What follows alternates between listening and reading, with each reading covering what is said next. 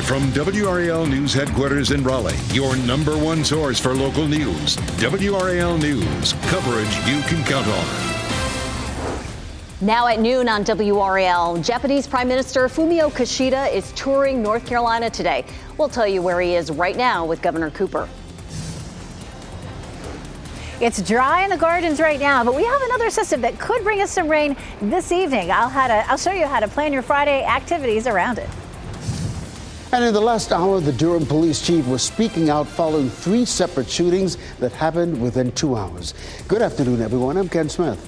And I'm Renee Chu. Thanks for joining us. Gusty winds are the weather story this afternoon. And this evening, we may see a round of showers and storms. Meteorologist Elizabeth Gardner is on the WRAL patio with a look at the timeline as you kick off your weekend. Elizabeth. We're going to start off with that satellite and radar view. Skies are clear. And of course, standing here, I'm not sure that you can see the sky in my shot, but it's partly cloudy. It's beautiful. It is windy. But winds are not the biggest story so far. We're going to end up seeing this system swinging around and bringing us a chance of some showers. We do have partly cloudy skies right now, and you can see that sun coming out, and there are a lot of clouds out there that are moving across the sun from time to time. You'll see that as you're watching. But from 2 o'clock to 4 o'clock, we start to see those clouds thickening up. There's that cloud cover over the sun. By 5 and 6 o'clock, notice that we have some showers that start to move in across the area. A few isolated thunderstorms as well. That's going to last until about 8 or 8:30 across our area. So you may think that system that brought us the rain yesterday is out of here. And technically it is, but another piece of energy rotates around, and that could impact your plans tonight. If you're headed home from work, headed to dinner tonight, out to an event, out to a movie, we may see rain right around dinner time tonight. Let's take a look at some of these winds. We're now gusting back to almost 35 miles per hour in the triangle. The gusts are in that white box on the right, and the steady winds are on the left. We're gusting to 31 up in South Hill, 21 down in Clinton, 28 in Fayetteville, and 28 in Rocky Mount and Wilson. So it's breezy out there. Winds will continue gusting 25 to 30 for the remainder of the afternoon. Our temperatures are feeling very pleasant. We'll see highs in the low 70s, but we have a huge warm up in our forecast for next week. I'll show you the big pattern change coming up. And happening right now in the WRAL Live Center, Raleigh police released some body cam video from a shooting that happened on February 10th. I want to play you some of this video here in the WRAL Live Center. You can see this video, if it'll play for me right here. Here you go. The officers were responding to a call of shots fired on Rock Quarry Road. And this is the moment you see the officer tell the suspect, Rances Vargas, to drop the gun before firing multiple shots. Take a listen. Drop the gun! Drop the gun! Police! Drop the gun! Drop it! Drop it! Drop it! Drop it! Hands on your head! Hands on your head, man! Hands on your head!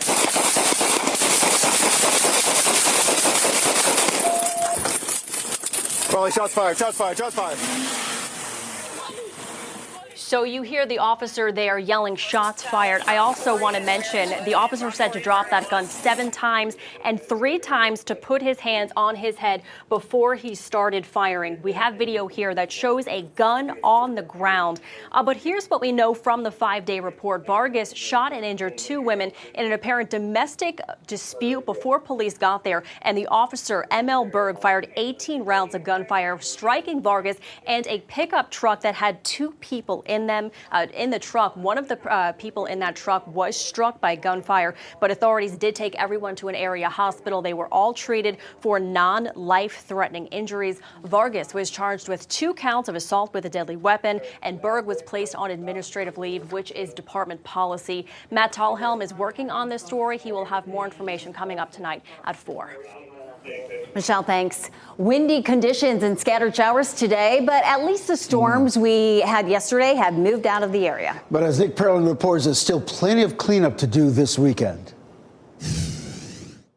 Crews have been working since around 8:30 trying to remove this massive tree behind me that fell over sometime early Friday morning. Take a look at this video. This is from about 5 a.m. Friday morning. You can see Raleigh police blocking off the street where that tree fell. As the morning progressed, neighbors walked by stunned to see this tree blocking the entire street. Workers are using chainsaws here to remove the branches and get all the debris off the road. In Raleigh, Nick Perlin, WRAL News. Well, people in Wake Forest are cleaning up as well after yesterday's powerful wind gusts. The Northern Wake Fire Department posted this picture on Facebook of a large tree blocking Horseshoe Bend between Stallion Court and Derby Lane. The state DOT has been working to clear that area. In the western part of the state, the National Weather Service confirmed an EF1 tornado touched down in North Wilkesboro last night. This BP gas station was heavily damaged. Trees also fell on some houses in the area. There are no reports of any injuries.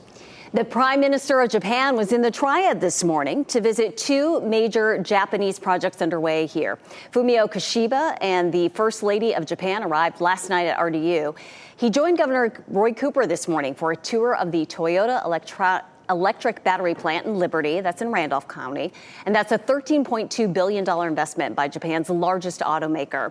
They also toured the Honda Jet facility in Burlington. And their next stop is here in Raleigh for a celebration at the Executive Mansion. That's where WRAL Capitol Bureau Chief Laura Leslie is standing by. And Laura, the leader of a foreign country visiting North Carolina, that's pretty unusual.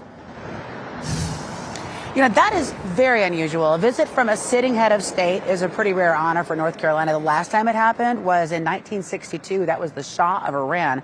As the governor pointed out, Prime Minister Fumio Kishida could have gone to any state, but North Carolina is the only one that he's visiting, and economic ties are probably one of the reasons why. Japan has taken over Germany's place in the past few years to become the top foreign investor in North Carolina. There are 225 Japanese firms doing business here, according to the governor's office, and they currently employ 30,000 North Carolinians. That number will rise as major projects like the Toyota battery plant and the Fujifilm Diosynth facility come online, creating thousands more jobs in the next few years. Stephen Sumner leads the North Carolina Japan Center at NC State. He thinks Mr. Kishida is here because the state has piqued his interest. My guess is that we've had such an unprecedented level of Japanese foreign direct investment in North Carolina over the last few years that he may just want to see what's going on in North Carolina that's so attractive. And we're getting our first look here inside the governor's mansion today, where governor and prime minister will arrive soon for that state luncheon. While the Japanese delegation dines inside on food by Ashley Christensen, we're told the entree is going to be Wagyu beef with North Carolina shrimp. There's a garden party on the outside for about 50 members of the Japanese press that are traveling with the prime minister. They'll be eating barbecue. I believe it's going to be Eastern from the looks of the van, and listening to bluegrass music. A warm North Carolina welcome for the Japanese delegation. Hope he enjoys his visit here. Laura Leslie outside the governor's mansion in Raleigh. Thank you. Well, we're hearing from Durham's police chief today about 3 separate shootings in that city within a 2-hour span. WR's Monica Casey live in Durham this morning with what Chief Andrews had to say. Monica. Yeah, Ken, the police chief just wrapped up her press conference about half an hour ago. She was visibly emotional and frustrated about this. A family is mourning the death of a 16-year-old boy who was killed on Truman Street. Police say he was shot in the chest and died at the hospital. Chief Andrews says when they responded to that shooting, officers saw a man with a handgun running from the scene who then got in a car. Police chased him, but ultimately decided to end the chase because they deemed it unsafe. They have since found the vehicle, but not the man. We learned today the brother of that young man killed was also shot on Truman Street just a week ago. I asked the chief about her message to the people pulling the trigger. We will send you to prison for the rest of your life. We have the means and the ability to do it. I don't care how old you are. We have federal partners that are committed to ending this violence in this city. And we will send you away. Less than an hour after the first shooting yesterday, police received a call for a shooting at Fayetteville and Linwood. They didn't find anyone there, but 3 people later showed up at the hospital. All 3 had non-life-threatening injuries from gunshot wounds, and one of them was a minor. Around 6 last night, police responded to another sound of shots call near the American Tobacco campus. They found a man who had fled to the bus terminal there after being shot. he is expected to be okay. Police are looking for a black Honda Accord that was stolen out of Holly Springs in connection with that last shooting. Now, the police chief says right now there is no evidence to suggest these shootings are connected to each other, but she emphasizes all of these are still open and active cases. Ken? Family grieving the loss of a 16-year-old. Monica Casey live outside the Durham Police Headquarters. Monica, thanks. An App State student from Durham is facing charges in connection with a stabbing on campus. Authorities arrested 20-year-old Emmett Caldwell on charges of assault with a deadly weapon. An App State student was taken to the hospital after the stabbing yesterday afternoon. University police believe another student or person was involved, but no additional charges have been filed. Police say there is no threat to the campus. We're reaching out to ask about the condition of the student who was stabbed. The Biden administration says it's forgiving another round of student loan debt to the tune of $7.4 billion. This move will impact some 277,000 borrowers. It's part of a White House program to make it easier for specific groups of borrowers, like public sector workers, to qualify for loan forgiveness. The program also includes a repayment plan that creates a shorter pathway to loan forgiveness for many low-income borrowers. Republicans have sharply criticized the program. They argue the president is transferring the cost of student loan debt to taxpayers who chose not to go to college or who already paid for it themselves. Stocks are plummeting at this hour. You can see the Dow Jones Industrial Average down 300 points.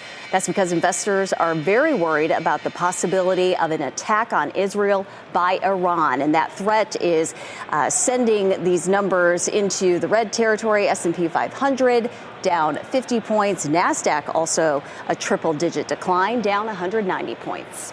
A lot to get to here in the noon hour. Oakland, California, reeling from rampant crime wave. The latest brazen robbery targeted a well-known jewelry store in the city. Just ahead, more of the surveillance video that shows just how fast and frightening it was. Also ahead, a warning in Wake County for pet owners who can't find their furry friend, how they could quickly become victims of a costly scam.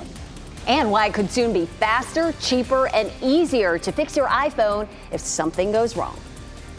Keep watching WRAL News over the air Channel 34 and Spectrum Channel 1257. One of Oakland, California's oldest jewelry stores is picking up the pieces after a brazen armed robbery. Dion Lim reports it is the worst robbery the family-owned business has experienced in more than 40 years of being in business. The chaos and terror that unfolded at Fung Jewelry in Oakland's Chinatown Wednesday just after noon. It happened so fast. Is unlike anything the family-owned business has ever experienced in their more than 40 years in operation. We've been robbed, a few times before, but not at this level of brazen magnitude. 8 individuals with, 2 getaway cars. And, guns drawn. Watch as Tony Trin's 69-year-old mother Diane ducks for cover and screams for help as those 8 individuals smash nearly every single case. With no security guard on duty at the time, her 76-year-old husband comes storming in, wielding a firearm, which scares the suspects away. If he didn't do that, then they would have just kept going. Their American dream and the majority of the store, at least like 85%, 90%. Gone in less than a minute. My mom was, devastated. My dad was broken. A devastating blow made worse after the family let their business insurance lapse due to rising premiums. Her entire life's work, savings, gone in a few minutes. But it is rough. My mom is the leader of the pack, and she's been running the business.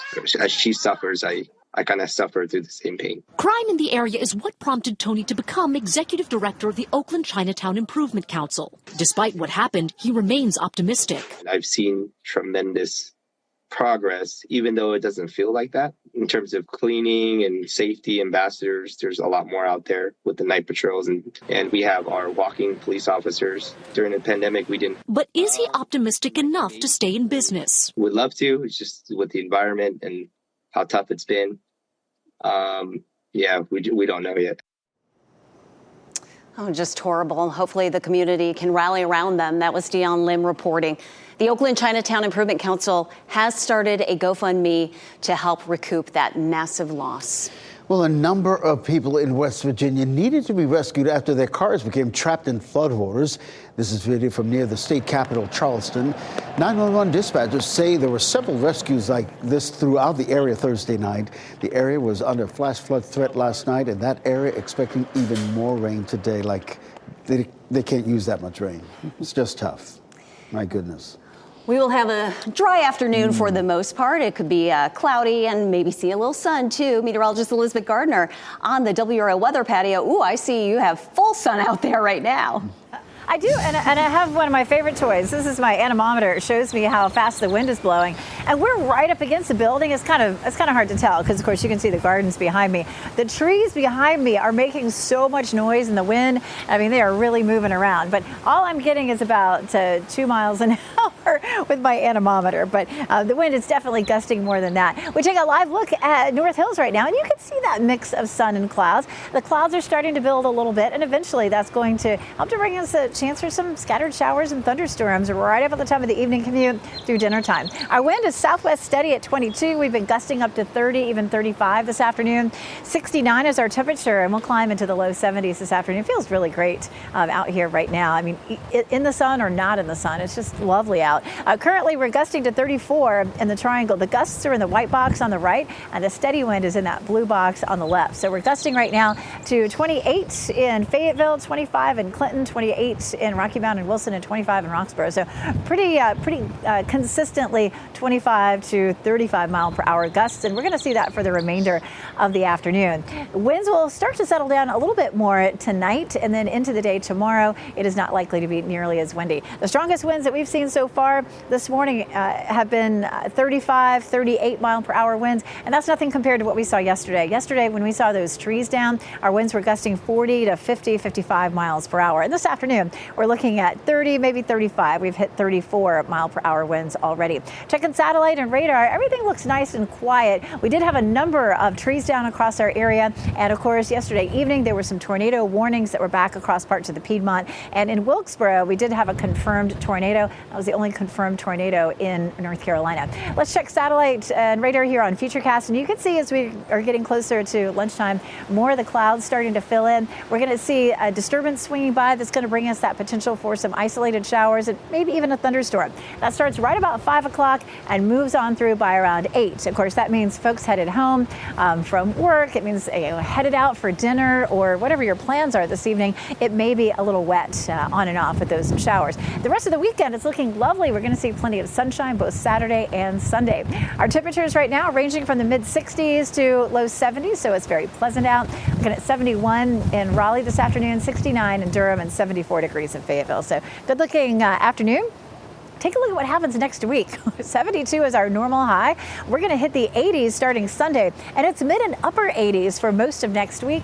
90 degrees on Thursday. That's still not going to be a record. The record 95 for Thursday. But if we hit 90, it'll be the first time that we've hit 90 this year. 86 is our warmest temperature so far this year, and we saw that on April the 2nd. The Courage play the Portland Thorns on Saturday. We're going to air that right here on WRAL. If you're at the game, we'll see clear skies and temperatures in the 60s. Looks lovely. Again, a very warm period, and we may see a few sprinkles. Watching a chance of rain potentially Tuesday and Wednesday. When we come back in just a little while, we're going to talk more about our potential for rain and storms this evening. Elizabeth, we can tell how windy it is by your hair. You're looking very glamorous right now with the windblown effect. Elizabeth, thanks. In about 30 minutes, Cumberland County will share next steps to meet new EPA standards for clean drinking water. The county plans to do more, particularly in the Grays Creek community. Ahead on our news at 4, how they will improve the water quality and how this factors into the new nationwide rules. Then a Duke University study looked into the effects of drinking alcohol during the pandemic. And WRAL News at 6, why women were more likely to have developed liver disease. Our news continues this noon hour. Apple announcing a long-awaited reversal. We'll tell you when you may be able to pay less to repair your iPhone. No Genius Bar needed. Also ahead, why Ford is slashing the price of its fully electric F-150 by thousands of dollars.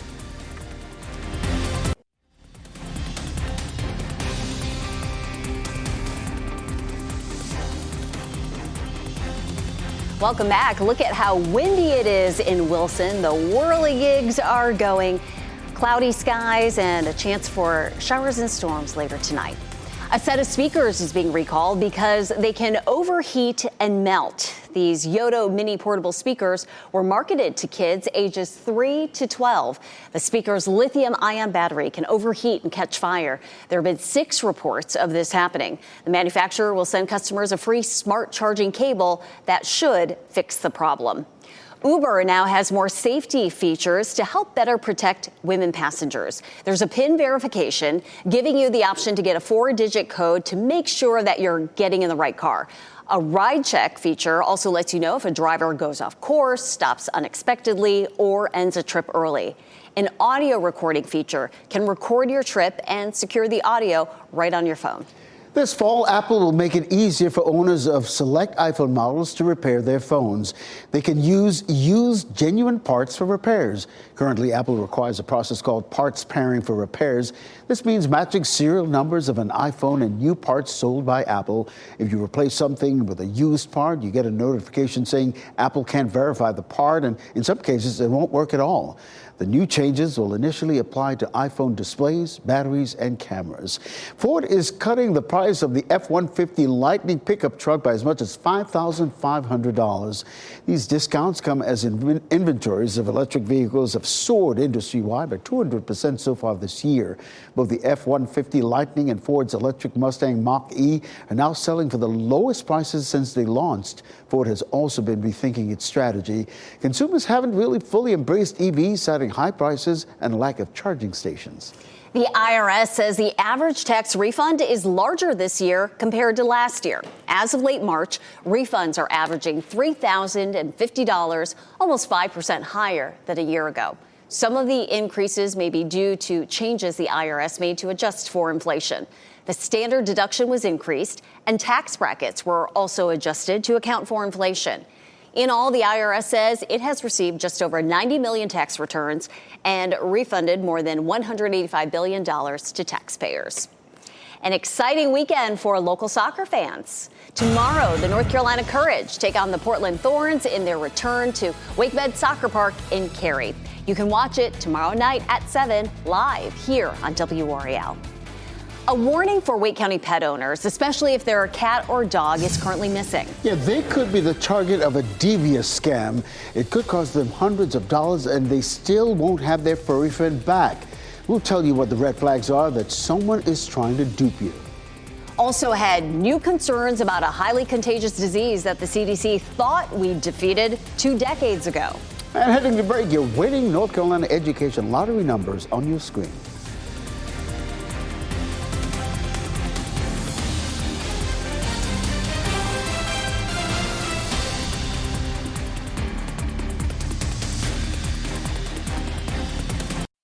Shot in 4K ultra high definition. Your number one source for local news. WRAL News. Coverage you can count on.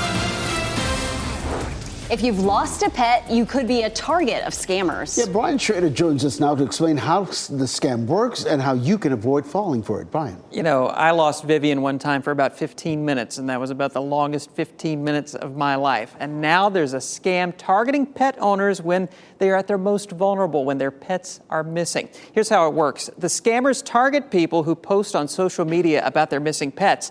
They find their phone numbers and then call them after normal business hours, pretending to be an employee of the Wake County Animal Center. The scammer manipulates the caller ID to make it appear as though that call is coming directly from the center, and they claim that the center has their pet, but says the pet needs emergency surgery. The scammer then requests money to perform the surgery. We know at least one cat owner has fallen victim to this scam, and the director of Wake County Animal Services says that she is taking this personally. Just taking advantage of people who are at their most vulnerable because they are desperate to find their pets and using this against them and creating distrust. Now, Dr. Federico says the Wake County Animal Center will call owners of pets who are brought to the center that have a microchip during regular business hours, but they will never ask for electronic payment. If you get one of those scam calls, get in touch with police and let them know. You know, you're losing your mind. You've lost your pet. You're not even thinking straight. So it's completely understandable. But some great advice there, Brian. Thanks. And happening right now in the WRAL Live Center, a sad update to a story we've been following all day. A police officer in Memphis, Tennessee, and a suspect both have died after a shooting that happened earlier this morning. This was the scene around 2 o'clock this morning. Police identified the officer killed as Joseph McKinney. So here's what we know. Police approached a suspicious car around 2 o'clock this morning. That's when the suspects inside that car began firing. The officers returning fire. Both suspects, 17 and 18 years old, were detained and taken to the hospital in critical condition. The 18-year-old died from his injuries. A second officer was in non-critical condition at the hospital and is doing well. A third officer was grazed by a bullet and treated on scene. But this shooting remains under investigation today. An inmate is dead after an apparent fight at Raleigh's Central Prison. The Department of Adult Correction says 38-year-old Dustin Payne died at the prison last night. Staff say it appears he was assaulted by another inmate in the common area of a housing unit. Payne was serving multiple sentences out of Buncombe County. State Capitol Police are investigating. A man is in jail charged with impersonating a police officer. 35-year-old Demetrius Morrison was arrested by NC State Police after showing a fake badge to an officer. Police say Morrison also had several other police items on him, including handcuffs, crime scene tape, radios, and a concealed weapon. He's in jail without bond, and that's because of a previous gun charge. A ruling on a lawsuit over false voter fraud allegations from 2016 is expected later this year. The North Carolina Supreme Court heard arguments yesterday. Former Governor Pat McCrory's campaign accused dozens of voters of fraud, allegations that were thrown out as baseless. Since then, the voters who were wrongly accused have been trying to sue for defamation. The political operatives argue they should be immune from lawsuits, saying people with legitimate accusations of voter fraud could be intimidated into staying silent. Durham Public Schools employees who are dealing with pay issues will get a chance to see exactly how the newly proposed budget will affect their paychecks. Interim Superintendent Caddy Moore says district officials will give the classified employees an individual breakdown at the meeting next month. Moore is asking for a 12% budget increase. It includes $8 million to fully fund salaries for the system's 1,800 classified staff. Now, over the past few months, there have been numerous changes to classified workers' salaries. We're getting a look inside Johnston County's new $40 million jail. WRAL got an exclusive tour of the facility. This new 118,000 square foot jail replaces one that was a third its size. More than 200 inmates were in cramped spaces in the old jail, many of them sleeping on the floor. This new jail can hold nearly 500 inmates within 6 separate wings. It also has state-of-the-art contraband detection systems, a ministry room, medical and mental health wings. A Durham firefighter says he cannot believe he survived after a roof collapsed onto him and another firefighter. Donald Dixon's helmet and gear were charred by the time they finally escaped the house. His crew got a call that people were stuck in a house in Durham. They didn't find the people they were trying to save and got caught inside the home themselves. He says it's an experience he never could have prepared for. Just something that Jim Valvano said, don't give up, don't ever give up. And I thought about that afterwards, not during, but afterwards. And I said, that's what I did. I didn't give up. If I'd have given up, I wouldn't be here. Dixon says he was dragged out of the house and taken to the UNC burn unit. The victims he went in to save were able to escape before the roof collapsed. Our county-by-county coverage takes us to Halifax, Orange, and Chatham counties. The Halifax State Historic Site is hosting the official kickoff of North Carolina's America's 250 commemoration. The 3 days of celebrations get started today with Halifax Resolves Day. That was the first official action by a colony to recommend independence from Great Britain. Festivities are underway, and there's a ceremony this afternoon at 2. Join the Friends of Chapel Hill Public Library for its big book sale this weekend. Tomorrow is for Friends Friends members, but memberships are available that day. Tomorrow and Sunday sales are open to the public with an extensive inventory of gently used fiction and nonfiction books for children and adults, with prices starting at just $1. A special book sale at the Chatham Community Library runs through tomorrow. It's happening in the Holmes Family Meeting Room. In addition to buying books, you can also purchase CDs, DVDs, and audiobooks. The sale is underway right now. Pharmacists say they and their customers are dealing with a severe drug shortage right now. We're talking about hundreds of different prescriptions. Coming up, why so many drugs are just not available right now. Also ahead, why a number of major U.S. airlines are asking the Biden administration to block flights to and from China.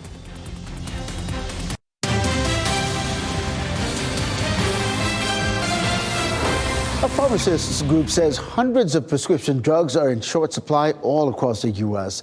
The group says there are 323 active drug shortages. That's the highest number of shortages since the organization started tracking the data back in 2001. Some of the products in short supply are OxyContin, pain and sedation medications, along with ADHD drugs. Manufacturers cited supply and demand, business decisions, and raw materials issues as a few reasons for the shortages. One of the world's most contagious diseases is surging across the country. Measles cases for this year are nearly twice the total for all of 2023. And we aren't even at the halfway point of the year. The CDC says more than 100 cases have popped up in at least 17 states as of April 5th. Symptoms can take 1 to 2 weeks to appear after someone gets measles. Those can include a dangerously high fever, cough, red rash, and more. It poses some of the highest risks for children who are not vaccinated. For every 1,000 children that get measles, 1 will die and 1 will be brain damaged. Health experts say when people get the measles, they transfer it to 12 to 18 people. The CDC strongly recommends those eligible for the measles, mumps, and rubella shot to get it. 2 doses can be 97% effective in preventing the disease. A new report from the CDC says there is no link between COVID vaccines and cardiac deaths among young people. Researchers looked at nearly 1,300 death certificates from people between the ages of 16 and 30 who died in 2021 and 2022. Researchers found out of more than 100 deaths where a cardiac event wasn't ruled out, 40 of those people had gotten a COVID vaccine. Only 3 died within 100 days of vaccination. No death certificates listed vaccination as a contributing cause of death. Airlines in the U.S. are not happy with China right now. Just ahead, why they're asking the Biden administration to start blocking flights to and from that country. And speaking of airlines, one low-cost carrier is celebrating a major milestone at RD International. What that is and why it could mean even cheaper flights for you.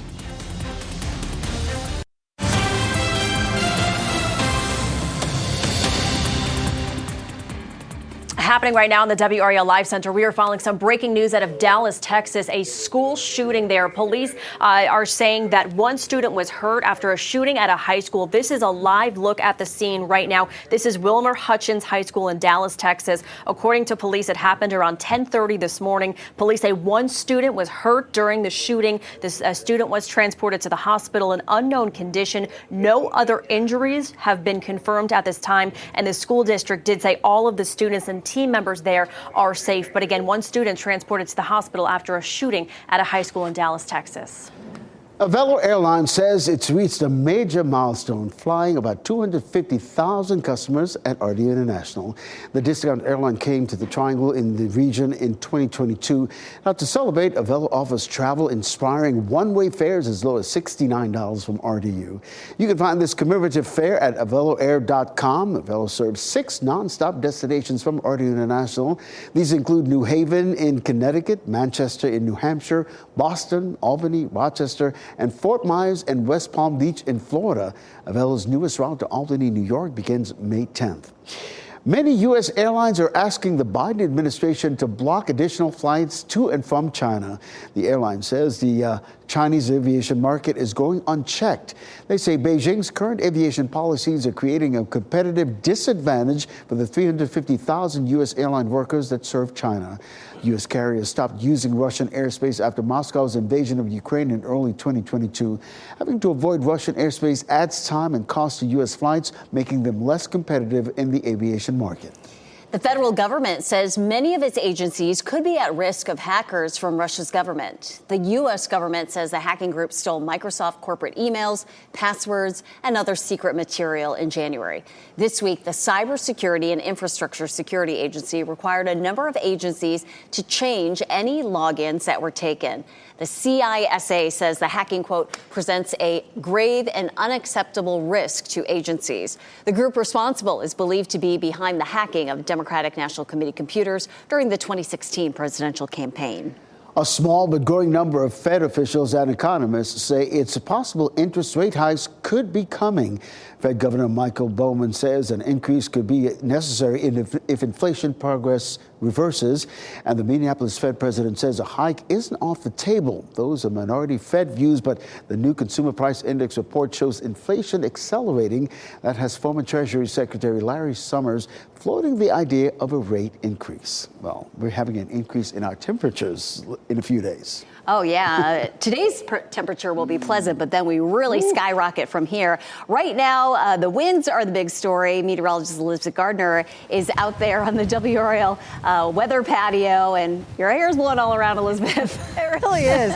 So we tried the anemometer, but it's funny. I mean, my hair is blowing around a good bit, but I mean, you get another 20 or 30 feet up in the atmosphere from where I'm standing, and the winds are really whipping around. You can hear the trees, you can see them really moving around. And when we take a look at some of the actual numbers from the observation sites around the area, we're gusting 30 to 35. I mean, you can take a look here at the gardens. You can see that tree, that sort of light green tree there in the foreground. I mean, you can see it moving around like crazy. But when we take a look at the instruments that are just, you can't see them, they're just right off screen.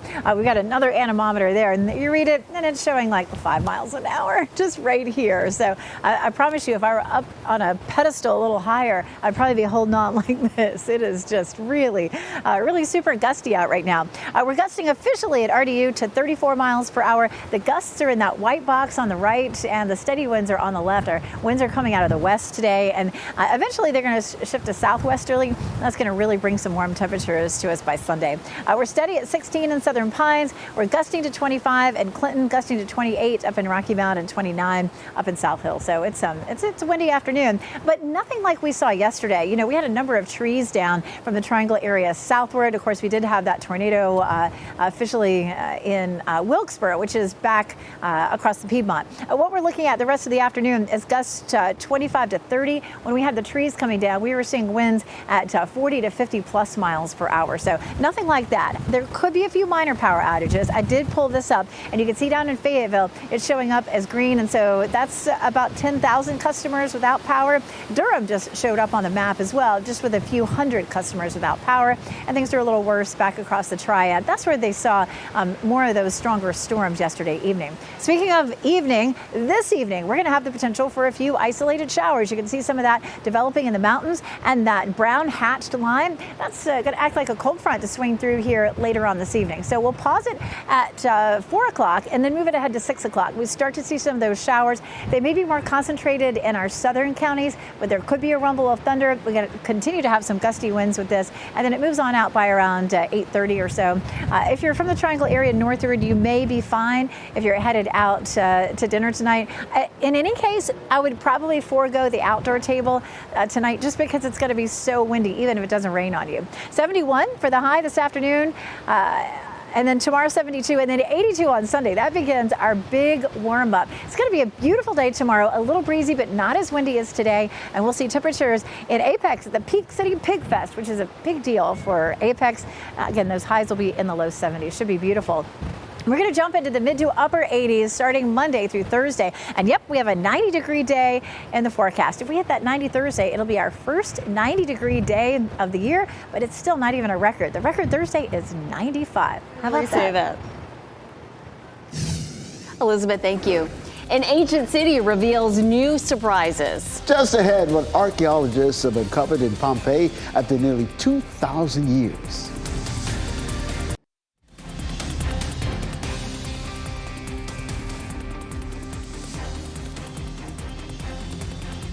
Welcome back. Here's a live look at White Lake. Look at those gorgeous puffy clouds, but it is breezy out there. You can see the ripple of waves there on the water. As we wrap things up, here's a look at a few of the headlines we're following today. The Prime Minister of Japan is in North Carolina for a historic visit. Fumio Kishida joined Governor Roy Cooper this morning for a tour of the Toyota electric battery plant in Liberty, that's in Randolph County. They also toured the Honda Jet facility in Burlington. Governor Cooper is now hosting Prime Minister Kishida and his wife at the Executive Mansion before a dinner honoring his visit. A man will spend at least 23 years in prison for the 2021 death of Knightdale police officer Ryan Hayworth. Dedrick Privet was sentenced this morning after pleading guilty to several charges, including second-degree murder and driving while impaired. Officer Ryan Hayworth was at the scene of a crash on 540 when he was hit and killed by Privet. Police at Apex are looking for this person caught on camera smashing more than a dozen windshields. The vandalism happened on Wednesday around 9:45 at night in the parking lot of Apex Public Works Operations on Upchurch Street. 14 town-owned vehicles were smashed. Anyone with information is asked to contact the Apex Police Department. The University of Mount Olive is helping you get your garden ready this spring. The annual spring flower sale kicked off this morning. It goes until 5 p.m. You can pick up flowers, vegetable plants, ferns, and mixed pots. If you can't make it today, they'll be open again tomorrow from 9 a.m. to noon. It's located on Burt Martin Road in Mount Olive. Archaeologists have uncovered stunning frescoes of mythological characters at the archaeological site of Pompeii in southern Italy. They found a banquet hall with walls painted black, decorated with characters associated with the Trojan War. The dining room is about 49 feet long and 20 feet wide. The ancient city of Pompeii was buried under ash and volcanic glass during the eruption of Mount Vesuvius in 79 AD. And since the 1700s, archaeologists have been unearthing the city that's been frozen in time. Well, today is National Grilled Cheese Sandwich Day. Nobody knows exactly when this comfort food was invented, but cooked bread and cheese have been around since ancient times. The version you know and love came about in the 1920s when sliced bread and cheese became readily available. Back then, it was usually served as an open-faced sandwich, but there's no wrong way to make grilled cheese, and that's part of why they've stayed so popular. Love it when the cheese is extra gooey and you take a bite into it and it just stretches out there. Time for our pet of the day. This is Hurley. Hurley is a 3-year-old neutered male short-haired cat. He's a curious but slightly nervous cat who would benefit from the safety and stability of being in a calm home. And you should know Hurley does not care for dogs, but he might enjoy having a cat friend in the home. Hurley's adoption fee is $45, which includes his neuter, microchip, vaccines, and more. For more information, visit sbcawake.org. Cumberland County shares next steps to meet new EPA standards for clean drinking water, particularly in the Grays Creek community. Ahead on our news at 4, how they will improve the water quality and how this factors into the new nationwide rules. NBC News Daily is next on WRAL, your next local news update in 30 minutes. You can get breaking news updates anytime with our WRAL News app. Have a great weekend.